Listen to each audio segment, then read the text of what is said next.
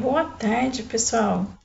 Com os recentes acontecimentos, discussões a respeito da aprovação, das vacinas contra a Covid aqui no Brasil, acredito que a Anvisa ganhou uma notoriedade inédita, mesmo no meio mais leigo, e muita gente se interessou por como é o trabalho da Anvisa e passou a valorizar muito mais esse órgão que representa um grande diferencial na nossa saúde pública, em relações aí, em fatores relacionados com a nossa saúde. E eu gostaria então de aproveitar para destacar um dos portais aqui da Anvisa que eu considero de maior relevância para quem precisa acompanhar a legislação, a maneira de trabalho e a pertinência, então, do processo de liberação, por exemplo, de registro de novos insumos farmacêuticos. Então, de insumos farmacêuticos ativos, que nós conhecemos como IFAs. Eu estou falando aqui do portal do COIFA, então, da Coordenação de Registro de Insumos Farmacêuticos. Eu considero esse portal, então, um diferencial, porque organiza muito bem as informações que são hoje importantes para quem trabalha com os aspectos regulatórios e também com quem tem o foco aí no desenvolvimento de novos produtos e, portanto, no desenvolvimento também de métodos analíticos. Desenvolvimento, validação de métodos analíticos. Essa documentação, esse portal, na verdade, ele pode ser acessado pelo link coifa.anvisa.gov.br. Eu vou deixar o endereço no link aqui na descrição desse vídeo. E eu gostaria de mostrar um pouquinho para vocês como que é organizado, então, esse material. Tá? Então, aqui no COIFA, a gente tem acesso rápido às principais legislações nacionais e internacionais que estão relacionadas aí com o desenvolvimento de novos produtos. Então, aqui a gente tem o manual técnico, Então, aqui, na verdade, na aba superior, nós temos alguns destaques. Então, iniciando aqui pelo manual técnico, pelo manual do CADIFA, que é algo relativamente novo, que tem a ver com a RDC 359 de 2020. Aqui um link que é muito interessante e muito facilitador para relacionar impurezas e limites dessas impurezas que podem estar presentes nesses IFAs. A legislação sanitária, os guias internacionais, aqui um acesso rápido para as farmacopeias, mesmo que não seja a monografia na íntegra, disponível nas farmacopeias internacionais, aqui a gente consegue acessar a lista dos padrões de referência, substâncias químicas de referência, como nós chamamos, que são essenciais no processo de desenvolvimento de novos produtos. Aqui links da própria Anvisa, outros links, perguntas e respostas, são perguntas pertinentes, perguntas importantes que já foram feitas, que podem, na verdade, esclarecer alguns aspectos, e um pouquinho do histórico. Então, ao clicar aqui nesse menu principal, a gente vai tendo acesso aos itens. Então, aqui no manual técnico, nós temos um modelo, com as diretrizes de como será a análise de qualidade do dossiê do IFA. Então, aqui é organizado realmente de acordo com a RDC 359 de 2020 e com os guias internacionais do ICH. O ICH, na verdade, é um órgão internacional que reúne participantes de diferentes países, que é aceito por diferentes países, do qual a Anvisa também faz parte. Então, aqui a gente tem os itens listados de como deve ser organizado esse manual técnico, que nós conhecemos como CTD, e as seções. Então, aqui as informações gerais, a fabricação, caracterização da substância, as impurezas, o controle de qualidade e, portanto, nós temos aqui a base de tudo que vai ser exigido nessa documentação. Então, por aqui é possível organizar essa documentação e elaborar um dossiê que seja adequado para a avaliação, então, de um insumo farmacêutico ativo. Então, aqui, materiais de substância química de referência, embalagem e a estabilidade. Então, aqui a gente contempla todos os itens relacionados à caracterização e à qualidade dessa substância. Aí, aqui a gente tem o manual CADIFA, que, na verdade, tem um procedimento administrativo, né, de como relacionar todas essas documentações importantes. Então, aqui, uma introdução, o escopo, que vai fazer a descritiva, né, dos objetivos, do foco, e aqui itens antes da própria submissão do documento, por exemplo, uma petição primária, uma petição de mudança, cumprimento de exigência, caso já seja um processo previamente submetido, e a própria organização do DIFA. Tá? Eu vou explicar um pouquinho, vou falar um pouquinho o que é o DIFA aqui em perguntas e respostas. Na verdade, eu vou usar, né, as perguntas e respostas mais enviadas que estão descritas aqui. Então, esse documento ele está sendo, na verdade, descrito aqui, de acordo com a legislação vigente, né? Então, como que ele deve ser redigido, como que é o processo de submissão, desde o cadastro até o próprio acompanhamento, então, do processo no sistema, tá bom? E aqui do lado, a gente ainda tem uma aba de acesso rápido para as principais RDCs e guias, né?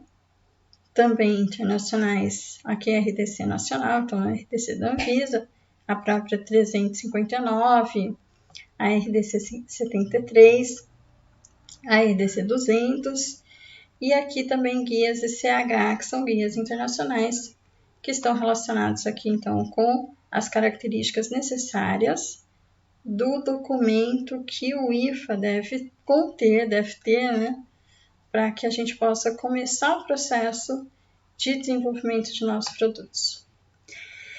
Uma das características mais importantes quando a gente fala de um produto farmacêutico é pensar na sua qualidade, obviamente, que vai estar relacionado com a sua eficácia, que vai estar relacionado com a sua segurança e, portanto, o número de possíveis outras substâncias presentes em pequena quantidade, mas que podem ter aspectos toxicológicos importantes, também deve ser previsto.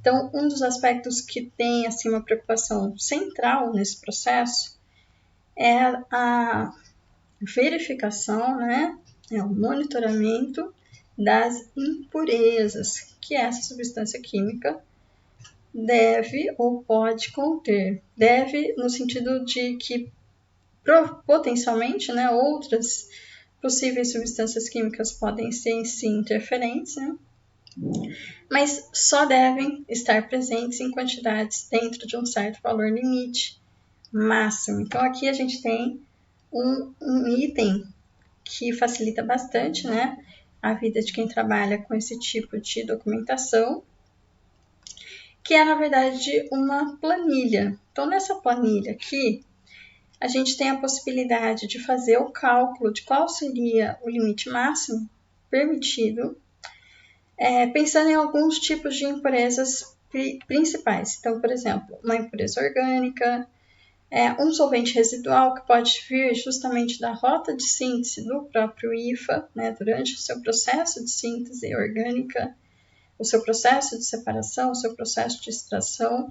Alguns solventes podem ter sido utilizados e existe aí uma lista que relaciona classes, né, para esses solventes e limites máximos para esses solventes de acordo com a sua toxicidade. Então, classe 1, classe 2, classe 3. E aqui nessa planilha a gente consegue, então, facilidade nesse cálculo dessas doses máximas permitidas. Aqui também tem um item de impurezas mutagênicas. Percebam que a gente consegue acessar o próprio guia que descreve aqui, né, as características dessas impurezas. Então, aqui o ICH Q3A, Q3C, o M7, que já é o ICH multidisciplinar, que trata das impurezas mutagênicas. Aqui nas impurezas orgânicas nós temos também o ICH Q3B relacionado e a própria RDC 53 de 2015 da Anvisa, né? Aqui as impurezas elementares, de acordo com o ICH Q3D, tá? E aqui do lado também a possibilidade não só de solventes residuais, mas de também classificar as impurezas mutagênicas em classe 1, 2 ou 3. E de acordo, então, com a dose diária do IFA e com a própria dose do produto acabado, a gente estabelece qual que é o limite, então. E, por exemplo, aqui nas impurezas orgânicas, vão existir limites que são de quantificação, só de notificação, então devem ser notificados, devem ser quantificados, ou limites que devem ser qualificados, de acordo com a toxicologia pertinente aí do material. Então, aqui eu vou colocar um exemplo para vocês, pensando em uma dose máxima do IFA aqui de 10, uma dose, então, do produto acabado de 10, calculando as impurezas orgânicas, a gente tem justamente esses limites, então, de notificação, de identificação e o de qualificação, para que a gente possa se basear e elaborar uma especificação, métodos que possam deixar tudo isso adequado para o consumo humano, tá bom? Então, voltando aqui, o outro item muito importante, então, é essa visão geral da legislação sanitária. Então, quem quiser ter um conhecimento mais detalhista, mais detalhado aí sobre como está hoje a legislação sanitária no nosso país, pode, por esse acesso, ter rapidamente uma visão bem global. Então, aqui a gente tem leis e decretos relacionadas, aqui algumas legislações gerais, né? Aqui relacionadas com o próprio IFA, com o insumo farmacêutico ativo. Então, o insumo farmacêutico ativo é a substância química que vai ter o efeito terapêutico, né, desejado, esperado. E o produto acabado é, na verdade, o que vai ser administrado. No caso da vacina, pode conter, então, outros recipientes, no caso de um comprimido, no caso de um xarope. Então, aí existem outras substâncias que fazem parte da fórmula, né? Parte da composição. E aqui tem uma legislação, então, para o produto acabado. A 301, de boas práticas de fabricação. A própria 53 de 2015, que é de produtos de degradação, né? Então, relaciona aqui nosso perfil de impurezas, né? A RDC 31 de 2010, 73 de 2016 e ainda aqui alguns guias, também publicados pela Anvisa, para facilitar a execução dos testes que são exigidos em algumas das legislações. Por exemplo, aqui na legislação de caráter mais geral, que se aplica a vários tipos, tanto de matérias-primas quanto de produtos acabados, tanto similares quanto genéricos, sintéticos, né?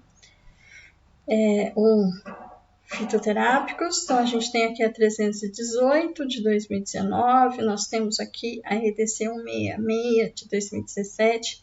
Então, essa daqui é de validação de métodos analíticos, aqui de estabilidade, que é um item muito importante no processo de desenvolvimento. Então, não adianta só desenvolver um produto farmacêutico adequado, com um nível que pode ser aceito aí de impurezas, ele tem que também comprovar que vai estar ainda adequado para consumo durante o seu prazo de validade.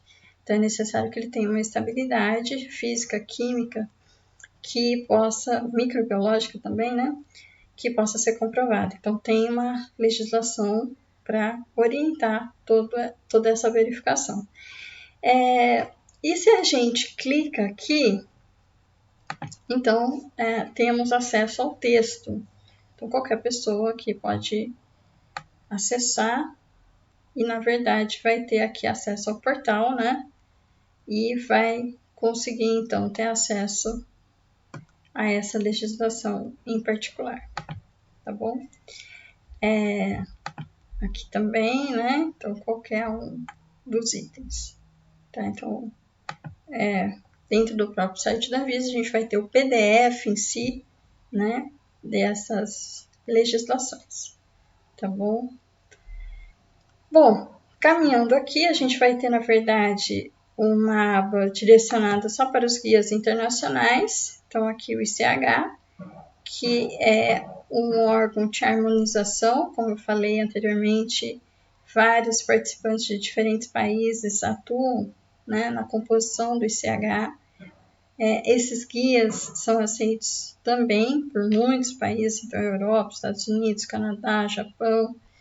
Aí aqui a gente tem órgãos que são mais específicos da Europa, né, para algumas características aqui pontuais. Então, organização aqui Nações Unidas, né, aqui Europa, né, Medicine Agency, European Medicine Agency, FDA e Canadá também, com algumas legislações aqui específicas, tá bom? Organização Mundial de Saúde aqui, né? Com algumas orientações específicas. E aqui a gente tem também a aba das farmacopeias. Então, a farmacopeia brasileira, onde a gente tem monografias, métodos gerais que devem ser usados para avaliação de insumos farmacêuticos ativos, de produtos acabados. São livres essas monografias, então aqui nós temos já a edição 6, que é a edição mais recente da farmacopeia brasileira. Então aqui a gente tem também uma versão 5 em inglês, tem também a revisão 5 aqui, né, edição 5 em espanhol, tá? Aí aqui a gente tem um acesso para a farmacopeia europeia, mas na verdade ela é paga, né, não é gratuita. E aqui a gente consegue, na verdade, ter a lista de padrões de referência e alguns outros itens de menor abrangência, né? Para ter acesso às monografias, então, tem que fazer a assinatura ou da versão em pendrive ou da versão online. A USP também, então, a farmacopeia americana, uma das mais importantes aqui no Brasil, depois da própria farmacopeia brasileira, né? Uma farmacopeia bem presente aí no mundo farmacêutico, que tem muitas monografias, bem completa. Aqui também a gente consegue, então, ter acesso aos padrões de referência, substâncias químicas de referência, mas para ter acesso às monografias teria que ser feito aqui a assinatura, porque ela não é gratuita. Então, aqui a gente tem também alguns outros padrões, aqui a BP também. Aí aqui links da própria Anvisa. Então, por aqui, nesses links da Anvisa, a gente consegue verificar a denominação comum brasileira, que na verdade é como as substâncias devem ser conhecidas, né, para registro, etc. E a gente consegue ter consultas.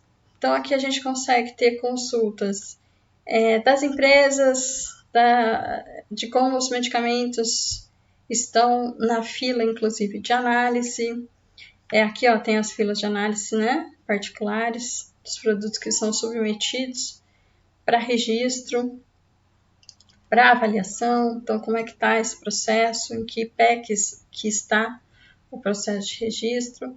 Aqui a gente também consegue verificar uma lista de medicamentos de referência, no caso do lançamento de produtos similares ou de produtos genéricos, né, que não são inovadores, mas que já têm um produto de referência no mercado. Então, aqui a gente vai verificar qual é o produto de referência, é possível acessar o bulário, né? Então, ver a bula desse medicamento.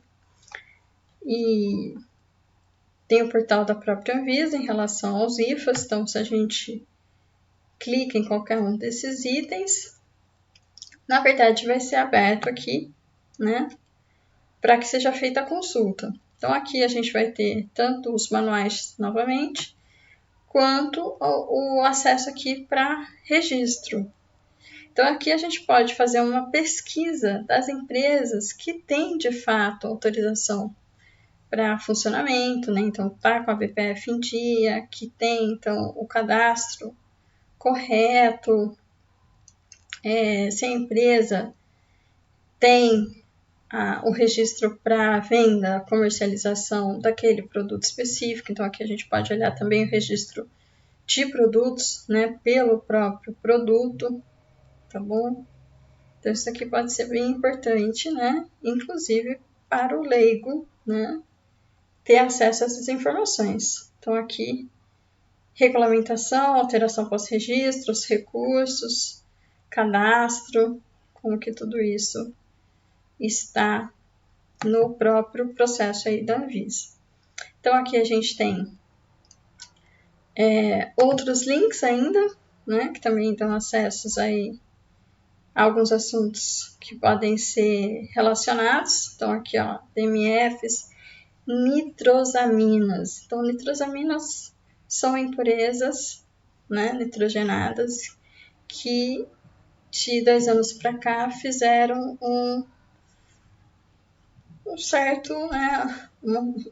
uma certa revolução nos processos de desenvolvimento, porque se percebeu que elas estavam sendo formadas em diferentes tipos de produtos farmacêuticos e que elas são muito perigosas por serem potencialmente cancerígenas. Então, vários órgãos estão preocupados, né, com o limite dessas impurezas, com o mecanismo de formação dessas impurezas, e então tem aqui aspectos relacionados que estão destacados em alguns links importantes, tá? E aqui perguntas e respostas. Então, aqui a gente tem uma visão geral, que na verdade ajuda a entender também, né, algumas documentações.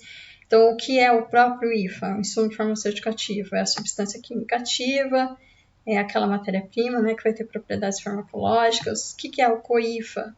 Então, é a coordenação de registro do IFA. O que é o DMF? Então, o DMF hoje ele tem aí outras nomenclaturas, né, inclusive agora a gente vai tratar como o dossiê de insumo farmacêutico ativo. O DMF veio do termo em inglês, né, Drug Master File, mas com o tempo ele está sendo substituído, então, por DIFA, aqui no Brasil, e é um documento muito importante para fazer parte, compor, né, o processo de registro de novas substâncias farmacologicamente ativas e, portanto, de produtos feitos dessas substâncias. Então, aqui tem uma explicação do CTD, né, que é o documento técnico comum, que vai ser essa documentação toda, que resume todos os itens necessários para o lançamento do produto. Aqui, ainda mais algumas perguntas do próprio DIFA, da rota de síntese, então como que essa substância tem que estar descrita quimicamente falando, caracterizada quimicamente falando, como que é o processo de registro. Então, aqui a gente consegue ter uma visão bem ampla. E um pedacinho ainda adicional focado na própria RDC 359 ainda está em construção e vai, na verdade, completar todo esse panorama aqui do portal do COIFA muito bem, tá bom? Então, eu queria, né, aproveitar esse momento aí, onde existe todo um foco direcionado para desenvolvimento de novos produtos, onde a gente está ansioso, né, por ter soluções para alguns problemas sanitários causados pelo Covid-19, né? Então, eu queria aproveitar esse momento para mostrar para vocês um pouquinho desse site aqui, né, desse portal e dessa relação, então, de documentos, essa abrangência, né, essa profundidade que é um processo de registro de produto novo, tá bom?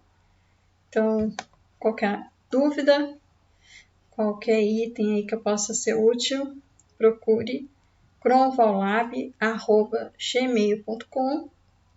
Nós temos cursos aí direcionados justamente para desenvolvimento de métodos, para desenvolvimento de produtos. E se eu for